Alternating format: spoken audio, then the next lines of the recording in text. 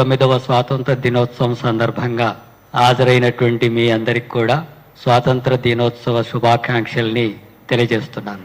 ఈరోజు ఎర్రకోటలో ప్రధానమంత్రి జెండావిష్కరణ చేస్తున్నటువంటి సందర్భంలో ప్రసంగంలో దేశ స్వాతంత్రం కోసం పోరాడి ఆర్ఎస్ఎస్ చేత హత్యకు గురైనటువంటి అంటే గాంధీని చంపినటువంటి ఆర్ఎస్ఎస్ గురించి ఆయన ప్రసంగంలో పొగడ్తలతో ప్రశంసిస్తూ అది ప్రపంచంలోనే పెద్ద ఎన్జిఓ అని చెప్పి దాన్ని పొగుడుతూ మాట్లాడడం అనేటటువంటి జరిగింది. దేశ స్వాతంత్రం కోసం పోరాడినటువంటి వాళ్ళను హత్య చేసినటువంటి సంస్థను దేశ స్వాతంత్రం రోజే ఎర్రకోట సాక్షిగా జెండావిష్కరణ చేసి దేశ ప్రజలను ఉద్దేశించి దేశ ప్రధాని స్థానంలో ఉండి మాట్లాడడం అనేటటువంటిది శోచనీయం, బాధాకరం, దుస్సాహసం. అంటే దేశం ఎలాంటి పరిస్థితి ఉందో మనకు అర్థమవుతుంది. అలాంటి స్థితిలో ఇప్పుడు మనం 79వ స్వాతంత్రం సందర్భంగా దేశంలో ఉన్న నెలకొన్నటువంటి పరిస్థితులు మనం పరిశీలించుకోవాల్సి ఉంటుంది. ఒకవైపు ఈ దేశాన్ని 200 సంవత్సరాలుగా బ్రిటిష్ వాళ్ళు పరిపాలిస్తుంటే మా దేశాన్ని మేమే పరిపాలించుకుంటాం, మీరందరూ కూడా దేశాన్ని వదిలి వెళ్ళాలని చెప్పి అనేక మంది వీరులు తమ ప్రాణాలు అర్పించి పోరాడి త్యాగాలు చేసి ఈ దేశ స్వాతంత్రాన్ని సాధించుకున్నారు. భగత్ సింగ్ లాంటి వాళ్ళు, రాజ్గురు లాంటి వాళ్ళు, సుఖదేవ్ లాంటి వారు, అల్లూరి సీతారామరాజు లాంటి వాళ్ళు, కమ్యూనిస్టులు, అట్లాగే కాంగ్రెస్ నాయకులు అనేక మంది, అట్లాగే సామాన్యమైనటువంటి ప్రజలు, ఆదివాసీలు, మహిళలు, మైనార్టీలు, అన్ని తరగతులకు సంబంధించినటువంటి ప్రజలు ఈ దేశ స్వాతంత్రం కోసం పోరాడి సాధించుకున్నటువంటిది. ఈ దేశ స్వాతంత్రం సాధించుకున్న తర్వాత జరగాల్సినటువంటి పరిస్థితులు ఇప్పుడు ఎలా ఉన్నాయి అని చెప్పి అంటే అంత త్యాగాలు చేసి బ్రిటిష్ సామ్రాజ్యవాదాన్ని దేశం నుంచి తరిమి కొట్టినటువంటి ఈ దేశం, మన దేశ ప్రధాని అమెరికా సామ్రాజ్యవాదం ముందు మోకరిల్లుతున్నాడు. ఈ దేశంలో ఎలాంటి పన్నులు విధించాలో ఏది విధించకూడదో శాసించేటటువంటి స్థితి అమెరికా కొనసాగిస్తుంటే దానికి జీ హుజూర్ అనే పరిస్థితి ఈరోజు ప్రధానమంత్రి ఉంది. మీ దేశం రష్యా నుంచి ఆయిల్ కొనుగోలు చేస్తుంది, అందుకని అలాంటి కొనుగోలు చేయడం ఆపివేయాలి, ఆపివేయకపోతే 25% పన్నుల నుంచి 50% పన్నులు పెంచుతాం, ఒకవేళ ఆ రకంగా మళ్ళీ వినకపోతే అంతకంటే ఇంకెక్కువ పన్నులు పెంచుతామని చెప్పి మాట్లాడుతున్నాడు, బెదిరిస్తున్నాడు. మన దేశాన్నే బెదిరించడం, మన దేశాన్నే బెదిరించడం అనేటటువంటి విషయానికి దేశాన్ని పరిపాలిస్తున్నటువంటి ప్రధానమంత్రి స్పందన ఎలా ఉండాలి? 140 కోట్ల మంది కాలరెగిరేసుకొని మాది ఇది భారతదేశం అంటే ఏమనుకున్నావని చెప్పగలిగినట్టుగా ఉండాలి కదా. గుండె ధైర్యంతో ప్రపంచం ముందు గర్వంగా నిలబడేటట్టుగా ఉండాలి కదా స్పందన. ఏం మాట్లాడడం లేదు ప్రధానమంత్రి. 25% నుంచి ఇప్పుడు 27వ తారీఖు నుండి 50% పెరుగుతుంది. దానివల్ల ఆర్థిక నిపుణులు అంటున్నారు దాదాపు 7 లక్షల కోట్ల రూపాయలు మనకు దేశానికి నష్టం జరుగుతుంది. అమెరికా నుంచి మనం దిగుమతులు చేసుకునేటటువంటి వస్తువులకు మాత్రం పన్నులు వేయకూడదు, 0% ఉండాలి శాసిస్తున్నాడు. మనమేమో వాళ్ళ దేశానికి ఎగుమతులు చేస్తే 50% సుంకాలు విధిస్తారు వాళ్ళు. ఆ అమెరికా నుంచి దిగుమతి చేసేటటువంటి దానికి 0% ఉండాలి. అంటే ఈ సామ్రాజ్యవాద దేశం మన భారతదేశాన్ని శాసిస్తున్నట్టు కదా, దానికి తగిన స్పందన ఉండాలి కదా, అది లేదు. అట్లాగే పాకిస్తాన్కి ఇండియాకు మధ్య మొన్న జరిగినటువంటి పహల్గామ్ ఘటనకు సందర్భంగా 22 నిమిషాలలోనే ఆ యుద్ధాన్ని నేను ఆపేశాను, విజయం సాధించాం, ఉగ్రవాదుల స్థావరాల మీద దాడి చేసి అని చెప్పి ప్రధాని అంటున్నాడు. ఈరోజు కూడా అక్కడ ఎర్రకోటలో దాన్ని చాలా గొప్పగా మాట్లాడాడు. కానీ 22 నిమిషాల్లో జరిగిన తర్వాత జరిగినటువంటి కాల్పుల విరమణ ఎవరు చెప్తే జరిగింది? ట్రంప్ అంటున్నాడు నేను చెప్తేనే పాకిస్తాన్ భారతదేశం యుద్ధాన్ని కాల్పుల్ని విరమించుకున్నది అంటున్నాడు. మన దేశం మీద ఉగ్రవాదులు దాడి జరిపితే దానికి పాకిస్తాన్లో కూడా దాని మూలాలు ఉంటే దాని మీద దాడి జరిగేటటువంటి పరిస్థితి ఉన్నప్పుడు దేశ రక్షణ కోసం జరగాల్సినటువంటి ఉగ్రవాదుల మీద జరిగేటటువంటి వాటిని నిర్మూలించేటటువంటి చర్యలకు దేశమంతా ఒకటే మద్దతు ఇచ్చింది కేంద్ర ప్రభుత్వానికి. కులాలకు అతీతంగా, మతాలకు అతీతంగా, ప్రాంతాలకు అతీతంగా, దేశ పార్టీలకు అతీతంగా దేశ ప్రజలంతా ఐక్యంగా ఉండి ఆ ఉగ్రవాద చర్యలను అరికట్టాలని చెప్పి మద్దతు ఇస్తే అమెరికా చెబితే ఉపసంహరించుకున్నాడు అనేటటువంటిది ఉంటే మన దేశానికి ఏముంది రక్షణ? మన దేశ పాలకుడు సొంతగా నిర్ణయాలు చేయగలగల కదా, సొంతగా వాటికి సంబంధించినటువంటి విషయాలు ఉండాలి కదా, దేశ ప్రజల ముందు ఉంచాలి కదా, ప్రతిపక్షాల ముందు ఉంచాలి కదా, పార్లమెంట్ ముందు ఉంచాలి కదా. అవన్నీ ఏమీ లేకుండా ట్రంప్ మళ్ళీ చెప్తున్నాడు నేను చెప్తేనే విరమించుకున్నారని. ఇలాంటి స్థితిలోకి భారతదేశం దిగజారుతుంది అనే విషయాన్ని మనం గమనించాలి. అట్లాగే మన భారతదేశానికి సంబంధించినటువంటి విషయం సామ్రాజ్యవాదాలకు వ్యతిరేకంగా పోరాడినటువంటి చరిత్ర కలిగినటువంటి దేశంలో ఇలాంటి స్థితిలో ఉండేటటువంటి పాలకులు ఉండడం అంటే అది దేశాన్ని, ప్రపంచానికి, ముఖ్యంగా సామ్రాజ్యవాదానికి లొంగుబాటుగా, వాళ్ళకు అనుకూలంగా, మన సంపదను కూడా దోచిపెట్టడానికి అనుకూలమైనటువంటి విధానాల్ని, అంటే వాళ్ళు సామ్రాజ్యవాద దేశాలు భారతదేశాన్ని వచ్చి ఇక్కడ పరిపాలించాల్సిన అవసరం లేదు, అక్కడి నుండి ఈ దేశ సంపదనంతా కూడా కొల్లగొట్టుకోవడానికి అవకాశాలు ఇచ్చేటటువంటి విధానాలు ఇప్పుడు భారత దేశంలో కేంద్ర ప్రభుత్వం కొనసాగిస్తుంది, బీజేపీ ప్రభుత్వం కొనసాగిస్తుంది. ఇది ఈరోజు వాటికి వ్యతిరేకంగా మనం పోరాడాల్సినటువంటి బాధ్యత ఇప్పుడు దేశ ప్రజలందరి మీద ఉంది. అట్లాగే మన దేశానికి సంబంధించినటువంటి విషయాలు కూడా చూసినప్పుడు ఈ దేశం ప్రపంచంలోనే ఆకలిని అధిగమించినటువంటి దేశంగా ఉంది, మొదటి స్థానంలో ఉంది అని చెప్పి ఈరోజు ప్రధానమంత్రి అంటున్నాడు. ఆకలిని అధిగమించే స్థితిలో ఉందా దేశం? ప్రపంచంలోనే మొదటి స్థానంలో ఉందా? మొత్తం ప్రపంచంలోనే పౌష్టిక ఆహారం సరిగ్గా లేక మహిళల్లో రక్తహీనత ఉన్నటువంటి వాళ్ళు 40% మందికి పైగా భారతదేశంలోనే ఉన్నారని చెప్పి లెక్కలు చెప్తున్నాయి. మొత్తం ప్రపంచంలోనే 40% మంది మహిళలు రక్తహీనతతో ఉన్నారు, వాళ్ళు భారతదేశంలో ఉన్నారు. వాళ్ళు ఎందుకు అట్లా ఉన్నారంటే పౌష్టికాహారం లేక. వాళ్ళకు రక్తహీనత ఉండడం వల్ల బరువు తక్కువ ఉన్నటువంటి పిల్లలు పుట్టేటటువంటి దాంట్లో ప్రపంచవ్యాప్తంగా తక్కువ బరువుతో పుట్టుతున్నటువంటి పిల్లలు ఎక్కడ ఉన్నారు అంటే భారతదేశంలో ఉన్నారు. మహిళలకు రక్తహీనత ఉన్నప్పుడు, పౌష్టికాహారం సరిగా లేనప్పుడు పిల్లల పుట్టుక కూడా బరువు తక్కువతో పుడుతున్నారు, సరైనటువంటి ఆరోగ్యంతో పుట్టడం లేదు. ప్రపంచంలోనే మనం అలాంటి స్థితిలో ఉన్నాం. నిరుద్యోగ సమస్య ఉంది, పేదరికం ఉంది, అసమానతలు ఉన్నాయి, కుల వ్యవస్థ ఉంది, మతాల మధ్య వైరుధ్యాలు ఉన్నాయి, పేద ధనిక అనేటటువంటి వ్యత్యాసాలు కొనసాగుతూనే ఉన్నాయి. వీటినేవి నిర్మూలించలేదు. వీటినేవి నిర్మూలించకుండానే వ్యవస్థలో కూడా కొద్దిమంది దేశ సంపదనంతా కూడా కొల్లగొట్టుకునేటటువంటి వాళ్ళకు, కార్పొరేట్ సంస్థలకు అనుకూలంగా ఉండేటటువంటి విధానాలు అనుసరిస్తాం. ఈ దేశంలో ఉండేటటువంటి 1% కార్పొరేట్ సంస్థల చేతుల్లో, మన మొత్తం దేశంలోని సంపద 40% వాళ్ళ చేతుల్లో ఉంది. మొత్తం దేశ సంపదలో 40% సంపద 1% ఉన్నటువంటి కార్పొరేట్ సంస్థల చేతుల్లో ఉంది. 50%గా ఉండేటటువంటి మనలాంటి పేదవాళ్ళ చేతుల్లో 3% సంపదనే ఉంది. మన 3% సంపదలో 50 మంది బతుకుతుంటే 40% సంపద ఒక్కడ అనుభవిస్తుంటే ఇది ఎటువంటి సమాజం అవుతుంది? ఎలాంటి ఆర్థిక అసమానతలు నిర్మూలించినట్టు అవుతుంది? కొద్ది శాతం ఉన్నటువంటి వాళ్ళు దోచుకొని తినడానిగా ఈ దేశం ఉన్నది.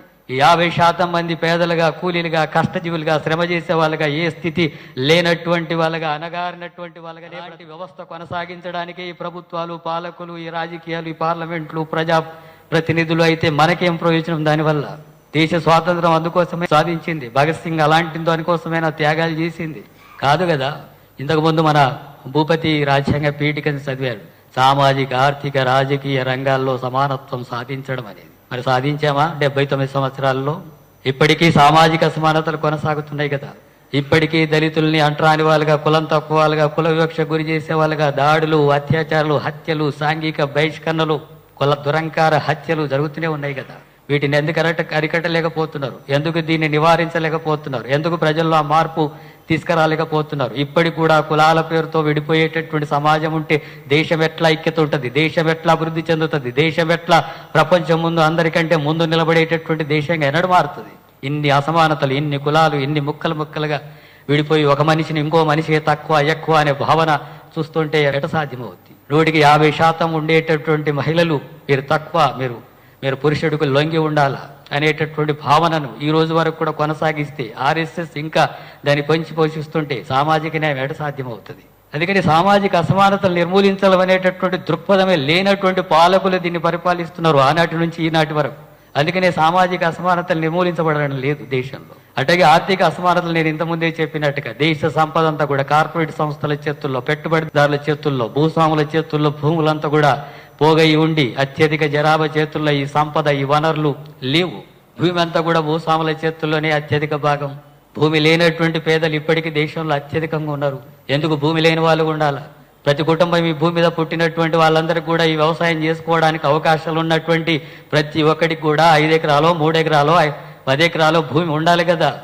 మీకు 100 ఎకరాలు, 1000 ఎకరాల భూమి ఉండడానికి అవకాశం ఉంటే, కనీసం 5 ఎకరాల భూమి కూడా పేదలకు లేకుండా ఉంటే భూమి అనేటటువంటిది ఎవరబ్బచ్చి ఆగిరని చెప్పి అనుభవిస్తారు. ఆ రకమైనటువంటి వ్యవస్థనే కొనసాగుతుంది కదా ఇప్పటికీ దళితులు, మిగతా కులాలకు సంబంధించినటువంటి వాళ్ళు భూమి లేని వాళ్ళగానే ఉండాలి. తరతరాలుగా భూమి లేకుండా రెక్కల కష్టం మీద మాత్రమే బ్రతికేటటువంటి వాళ్ళగా ఉంటే ఎటువంటి సమాజం అవుతుంది? ఇది ఎట్లా ఆర్థిక సమానత్వం అవుతుంది? ఈరోజు దేశ సంపద కూడా మీరు పెట్టుబడిదారులుగా చూసినా, అట్లాగే భూమి సమస్య చూసినా, ఇతర రంగాల్లో చూసినా ఈ ఆర్థిక అసమానత తీవ్రంగా పెరుగుతున్నటువంటి పరిస్థితి. ఇప్పటికీ మన రాష్ట్రంలో 95 లక్షల రేషన్ కార్డుల మీద రూపాయి కిలో బియ్యము లేదా 6 కేజీలు ఇస్తే ఆ 6 కేజీల బియ్యం కోసం ఎదురు చూసేటటువంటి దుస్థితి ఉందంటే ఎటువంటి పరిస్థితి ఉన్నట్టుగా లెక్క. ఆర్థిక అసమానతలు నిర్మూలించడం అంటే అన్ని విషయాల్లో మార్పు జరగాలి కదా, ప్రతి ఒక్కరికి అవకాశాలు ఉండాలి కదా.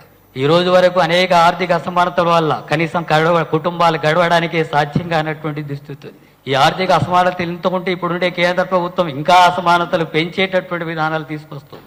దేశంలో ఉండేటటువంటి రైతులనంతా కూడా భూమి నుంచి దూరం చేసి ఆ భూములంతా కార్పొరేట్ సంస్థలకు అప్పగించే ప్రయత్నం చేస్తూ నల్ల చట్టాలు తీసుకొచ్చింది. అటు వ్యవసాయం అనేటటువంటిది రైతు చేయడిక భవిష్యత్తులో 5 ఎకరాలు 10 ఎకరాలు ఉన్నటువంటి రైతు ఈ పంటలు వేసి ఆ వ్యవసాయం చేసి మార్కెట్ చేసుకొని అమ్ముకోవడం అనేది సాధ్యం కాదు. ఎందుకంటే 1000 ఎకరాల భూమి ఇంకొక కార్పొరేట్ సంస్థ పెట్టుబడిదారులు 1000 ఎకరాలు 1,00,000 ఎకరాల భూమిని అంతా కూడా తీసుకొని సాగు చేసి అక్కడ ఉత్పత్తి చేసి ప్రపంచానికి ఎక్కడో అమ్ముతుంటే వాళ్ళ పక్కన నిలబడి 5 ఎకరాలు 3 ఎకరాలు రైతు సాగు చేసి మార్కెట్ చేసుకొని బతకడం అనేది సాధ్యం కాదు. ఆ భూమి అమ్ముకోవాల్సి వస్తుంది. అలాంటి చట్టాలు రైతును కూడా కూలీగా మార్చేటటువంటి విధానం. అలాగే కార్మికులు కనీస వేతనం కావాలా, కనీసం బ్రతకడానికి 26,000 కావాలా నెలకు అని చెప్పి అడుగుతున్నారు కోట్లాది మంది కార్మికులు. 26,000 కూడా వద్దా? వాళ్ళకు కూడా కుటుంబం ఉంటుంది కదా, భార్య పిల్లలు ఉంటారు కదా, పిల్లల్ని చదివించాలి కదా, ఇండ్లు కిరాయిలు కట్టాలి కదా, కనీస అవసరాలు తీరాలి కదా, వైద్యం కూడా అందుబాటులో ఉండాలి కదా, మనుషులుగా బ్రతకాలి కదా, 3 పూటలు తినాలి కదా. అంత ఇంగింత జ్ఞానం కూడా ప్రభుత్వానికి ఉండదా? చట్టం చేయమని పోరాడితే సంబలి చేస్తే కోట్ల మంది సంబలి చేస్తే చేయడం లేదు. 13,000 14,000 15,000లో బ్రతుకుతున్నటువంటి స్థితి ఉంది. మరి ఎట్లా ఆర్థిక సమానత్వం అవుతుంది? కొద్దిమంది మాత్రం లక్షల కోట్ల రూపాయలు ఉంటే ఆదాయం వస్తుంటే అత్యధిక మందికి 10-20,000 కూడా రాకపోతే ఎట్లా సాధ్యమవుతుంది? వ్యవసాయ కూలీలు ఉన్నారు, ఉపాధి కూలీలు ఉన్నారు, వాళ్ళ జీవితాలంతా కూడా దుర్భరంగా ఉన్నాయి. మట్టిలో పని చేస్తున్నారు, బురదలో పని చేస్తున్నారు, గుట్టల మీద పని చేస్తున్నారు, ఎండలో పని చేస్తున్నారు, అనేక గాయాల పాలు అవుతున్నారు. అలాంటి వాళ్ళు మాకు సంవత్సరంలో 200 రోజులైనా పని ఇవ్వండి, రోజుకు 600 కూలి ఇవ్వండి అంటే ఇవ్వడం లేదు ప్రభుత్వం. 60-70 రోజులు కూడా పని ఇవ్వడం లేదు. సంవత్సరంలో 100-120 రూపాయలు కూడా కూలి ఇవ్వడం లేదు. మరి ఎట్లా బ్రతకాలి ఆ కుటుంబాలు? 30 కోట్ల మందికి పైగా ఉపాధి కూలి కావాలని చెప్పి దరఖాస్తులు పెట్టుకున్నటువంటి వాళ్ళు ఉన్నారు దేశంలో. మరి ఎందుకు పని ఇవ్వరు? దానికంతా కూడా కావాల్సింది ఒక 2 లక్షల కోట్లు మాత్రమే. ఒక 2 లక్షల కోట్లు ఇవ్వండి, 2 లక్షల కోట్లు ఇస్తే మేము కూడా బ్రతుకుతాం, పనిచేసి బ్రతుకుతాం, ఉట్టికి కూడా కాదు అంటే ఇవ్వడం లేదు ప్రభుత్వం. 48 లక్షల కోట్ల బడ్జెట్, దేశ బడ్జెట్, కానీ 2 లక్షలు ఇవ్వవా? 30 కోట్ల మందికి ఇవ్వవా? అటు కుటుంబాలు ఉంటాయి కదా, వాళ్ళు పని చేసి బ్రతుకుతుంటారంటే వాళ్ళు కూడా బ్రతకాలి కదా అనేటటువంటి దృష్టి లేదు ప్రభుత్వానికి. ఎట్లా మన ప్రభుత్వాలు సమానత్వం సాధిస్తాయి ఆర్థిక సమానత్వాన్ని? ఈ రూపంలో ఈ రోజు పాలన కొనసాగుతుంది. సంపద అంతా కూడా కొద్ది మంది చేతుల్లో పోగవుతుంది. అత్యధిక సంపద లేకుండా పోతుంది. విద్య వ్యాపారంగా మారింది. విద్య వ్యాపారంగా ఎందుకు ఉండాలి? విద్య అందరికి ఎందుకు ఉచితంగా ఉండకూడదు? విద్య వ్యాపారంగా మార్చినటువంటి పరిస్థితి. మొత్తం ప్రభుత్వ రంగంలో విద్య అంతా కూడా తగ్గిపోయి ప్రైవేట్ పరం అయిపోతుంది. ప్రైవేట్ వాళ్ళు ఇష్టానుసారంగా దోచుకుంటాడు. మామూలుగా పిల్లలు చదివేటటువంటి స్కూళ్ళు కూడా ప్రైవేట్ స్కూళ్ళలో 1,000 రూపాయలు 1,00,000 రూపాయలు ఖర్చు పెట్టాల్సి వస్తుంది. అటెందుకు? వాళ్ళకి వచ్చిన ఆదాయమే తక్కువైతే లక్షలు ఖర్చు పెట్టి పిల్లలను చదివించాల్సిన పరిస్థితి వస్తుంది. ఎల్కేజీలో కూడా చదవాలంటే కూడా లక్షలు ఖర్చు పెట్టుకోవాల్సినటువంటి దుస్థితి వస్తే ఇక ప్రభుత్వం ఏం చేస్తున్నట్టుగా, ఏం కల్పిస్తున్నట్టుగా? విద్య నుంచి దూరం అవుతుంది కదా ప్రభుత్వం, విద్యను వ్యాపారంగా మారుస్తుంది కదా. విద్యనంతా కూడా ఉచితంగా ఎందుకు ఇవ్వలేకపోయింది? 79 సంవత్సరాల తర్వాత కూడా మనకంటే చిన్న దేశం క్యూబా ఉచితంగా విద్య ఇస్తుంది కదా దేశంలో ఉండే విద్యార్థులకు అంతా కూడా ఎంత చదివితే అంత ఉచితంగా విద్య ఇస్తుంది. చైనా అటువంటి దేశాలను పక్కకు పెడతాం, కానీ క్యూబా చాలా చిన్న దేశం, అనేక ఆంక్షలకు గురవుతుంది. అయినా విద్య వైద్యం అక్కడ ఉచితంగా ఉంది. మనదేందుకు సాధ్యం కాదు? విద్య వ్యాపారంగా మార్చిందంటేనే పేదలకు విద్య దూరం కావడం, అనగా అన్నటువంటి తరగతులకు విద్య దూరం కావడం, ఎస్సీ ఎస్టీ బీసీ మైనార్టీలు అన్ని కులాల్లోని పేదలకు విద్య దూరం కావడం. ఎందుకంటే ఉన్నతమైనటువంటి స్థానంలో డబ్బులు ఖర్చు పెట్టి అది పిల్లల్ని గొప్పగా చదివించేటటువంటి శక్తి తల్లిదండ్రులకు ఉండదు. వాళ్ళు బతకడమే కష్టం. అయినా సరే వాళ్ళు ఇళ్లల్లో పనిచేసేటటువంటి మహిళలు కూడా అలాంటి 2-3 ఇళ్లల్లో పనిచేసి తమ బిడ్డల్ని బాగా చదివించాలని చెప్పి ప్రైవేట్ స్కూళ్ళకు పంపిస్తున్నారు. వాళ్ళకి అనారోగ్యమైన పట్టించుకోకుండా, తిండి పట్టించుకోకుండా, కనీస సౌకర్యాలు పట్టించుకోకుండా పిల్లలు బతకాలా, బాగుండాలా, వాళ్ళు మాలాగా ఎట్టి పని మట్టి పని చేసి కూలి పని చేసే వాళ్ళకు ఉండకూడదు. వాళ్ళ భవిష్యత్తులో బాగుండాలి, మాకంటే బాగుండాలి, ఒక ఉద్యోగం రావాలి. తల్లిదండ్రుల ఆరోపణలో పిల్లలంతా కూడా కష్టపడి బిడ్డల్ని చదివించి వాళ్ళు మాలాక బ్రతకకూడదు, ఉన్నత స్థానంలో ఉండాలా. వాళ్ళు భార్య భర్తలు ఒక ఇల్లు, పిల్లలు చదివిస్తూ తెల్లబట్టలు వేసుకొని గౌరవంగా బ్రతికేటట్టుగా ఉండాలని వాళ్ళ జీవితాలను అంతా కూడా త్యాగం చేసి పిల్లల్ని చదివిస్తే పిల్లలకు ఉద్యోగాలు రావడం లేదు, ఉద్యోగ అవకాశాలు లేవు. సంవత్సరానికి 2 కోట్ల ఉద్యోగాలు ఇస్తామని చెప్పినటువంటి మోడీ ఉన్న ఉద్యోగాలు తీసేస్తున్నాడు. మరి ఉద్యోగాలు రాకపోతే ఆ పిల్లలంతా కూడా నిరుద్యోగులు అయిపోతున్నారు. నిరుద్యోగులై అడ్డ మీద కూలీలుగా, ఆటో రిక్షా కార్మికులుగా, సెక్యూరిటీ గార్డులుగా గ్రామాలకు వెళ్ళి ఉపాధి కూలీలుగా మారుతున్నారు. అంటే ఇదేనా మన బ్రతుకు? తరతరాలుగా మనం ఇట్లే ఉండాలా? తరతరాలుగా పేదలుగానే ఉండాలి, కూలీలుగానే ఉండాలి, కార్మికులుగా ఉండాలి, కష్టజీవులుగానే ఉండాలి, అన్ని సౌకర్యాలు లేనటువంటి వాళ్ళు ఉండాలి, ఒక ఇల్లు ఉండకూడదు, మంచి భవిష్యత్తు ఉండకూడదు.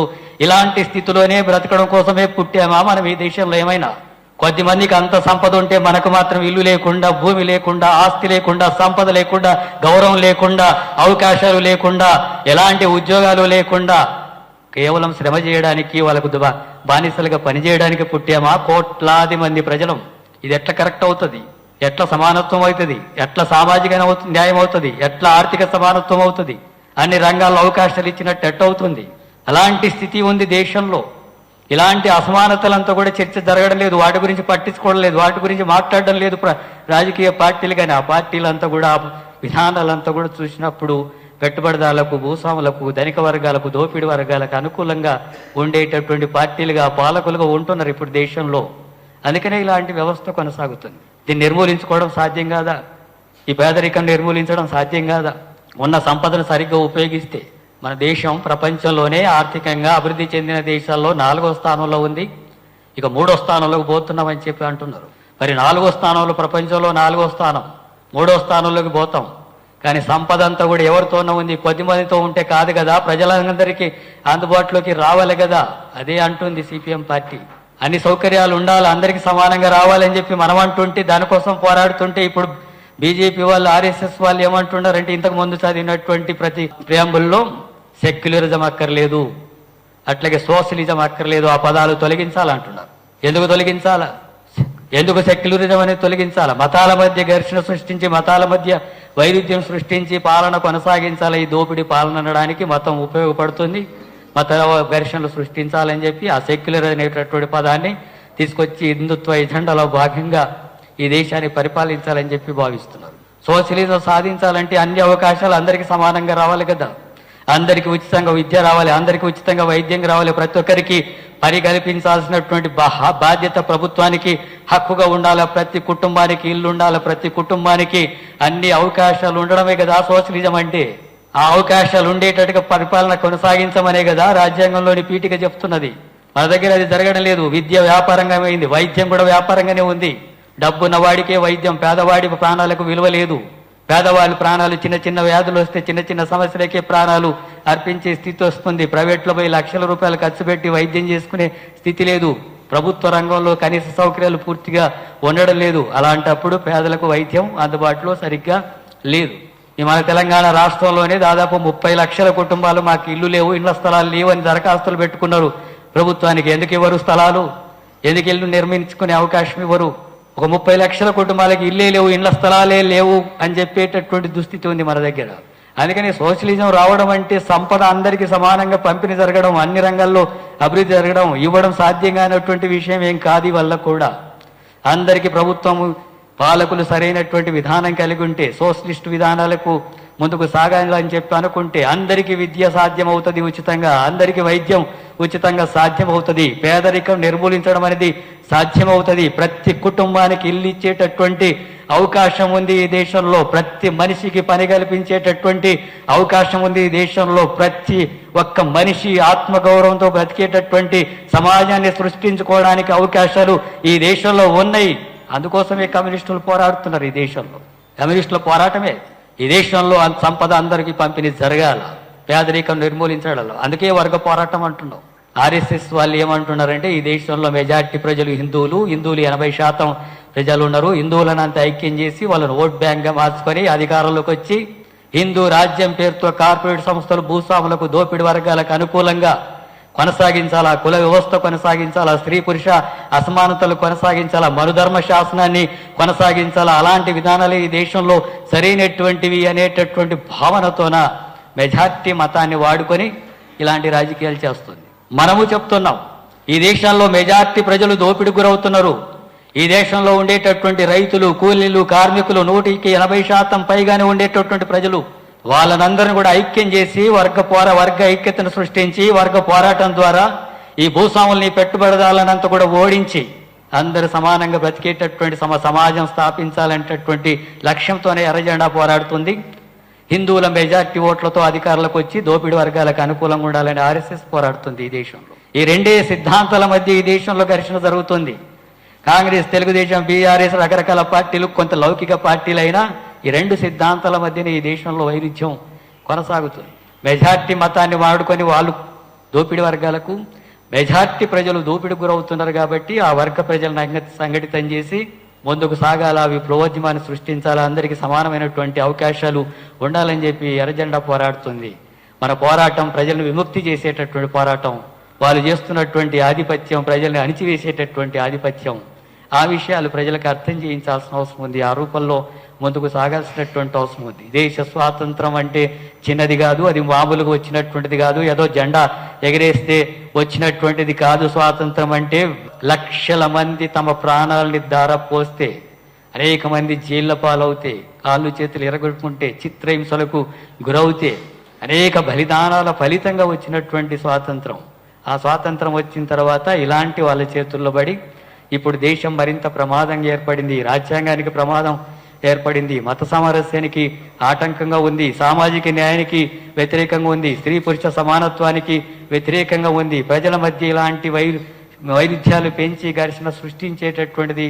అలాంటి మూలాలు కలిగినటువంటి ఆర్ఎస్ఎస్, బీజేపీలు ఇప్పుడు పాలన కొనసాగిస్తున్నాయి. అందులో భాగంగానే మీకు ఓట్ల హక్కు ఉండదు, ఓట్లను తొలగించినా ఎవడు పట్టించుకునేటటువంటి పరిస్థితి లేదు. బీహార్లో 65 లక్షల ఓట్లు, మహారాష్ట్రలో కూడా లెక్కలేనని దొంగ ఓట్లు చేర్పించి అధికారంలోకి రావడం, ఇప్పుడు తెలంగాణలో కూడా అలాంటి ప్రయత్నమే చేయడం, దేశవ్యాప్తంగా ఆ రూపంలో దొంగ ఓట్లతో అధికారంలోకి రావడం, ప్రతిపక్షాల ఓట్లనంతా కూడా తగ్గించడం, ఇలాంటి పద్ధతుల్లో పాలన కొనసాగేటటువంటి పరిస్థితి వచ్చింది. ప్రభుత్వ అండదండలతోన, మతోన్మాద రాజకీయాలతోన హక్కుల్ని హరించి వేసేటట్టుగా పోరాడి సాధించుకున్నటువంటి హక్కులు, రాజ్యాంగం కల్పించినటువంటి హక్కులే నిర్వీర్యమయ్యేటటువంటి స్థితి ఈరోజు వచ్చింది. అందుకని రాజ్యాంగాన్ని కాపాడుకోవాల్సిన, హక్కుల్ని కాపాడుకోవాల్సిన పరిస్థితి వచ్చింది. మతోన్మాదానికి వ్యతిరేకంగా పోరాడాల్సిన అవసరం ఉంది, దోపిడీ వర్గాలకు వ్యతిరేకంగా పోరాడాల్సినటువంటి అవసరం ఉంది. అలాంటి పోరాటం మరింత ఉద్ధృతంగా ముందుకు సాగించడం అనేటటువంటి దాంట్లో భాగంగా మనం ఈ స్వాతంత్ర దినోత్సవ వేడుకల్ని మనం గమనించాలా, ప్రజల్లో ఈ విషయాల్ని చెప్పాలా, ప్రజల్ని చైతన్యవంతం చేయాల్సినటువంటి బాధ్యత మన మీద ఉంది. తప్పకుండా ఈ సామాజిక తరగతులుగా అణచివేత గురవుతున్నటువంటి వాళ్ళు కానీ, ఆర్థిక దోపిడీ గురవుతున్నటువంటి ప్రజలు కానీ అనివార్యంగా చైతన్యం కాక తప్పదు. చైతన్యం చేయాల్సిన బాధ్యత మన మీద ఉంది. వీళ్ళందరూ కూడా చైతన్యవంతమై గట్టిగా నిలబడేటటువంటి పరిస్థితి వస్తే ఇలాంటి పాలక వర్గాలను, దోపిడీ వర్గాలను, మొత్తం మాదల్ని ప్రజలందరూ కూడా భూస్థాపితం చేసి విజయం సాధిస్తారు. అలాంటి విజయం సాధించడం కోసం మన శక్తివంతంగా పనిచేయాల్సినటువంటి అవసరం ఉంది. ముఖ్యంగా యువత వాటి మీద ముందు కేంద్రీకరించాల్సిన అవసరం ఉంది. విద్యార్థులు, యువకులు, పెద్ద సంఖ్య సామాజికంగా అణచివేతకు గురవుతున్న తరగతులు, అట్లాగే పేద ప్రజలు సంఘటితంగా పోరాటాలు కొనసాగించాల్సినటువంటి అవసరం ఉంది. అందులో ఆ రూపంలో మాత్రమే ఈ మొత్తోన్మాదాన్ని, దోపిడీ వర్గాన్ని ఓడించగలుగుతాం, మనం విజయం సాధించగలుగుతాం, మన సమస్యల్ని పరిష్కరించుకోగలుగుతాం. అలాంటి పోరాటాలకు ఇప్పుడు సన్నద్ధం కావాలని చెప్పి తెలియజేస్తూ, ఈ అవకాశం ఇచ్చినందుకు మీ అందరికి కూడా ధన్యవాదాలు తెలియజేస్తూ ముగిస్తున్నాం.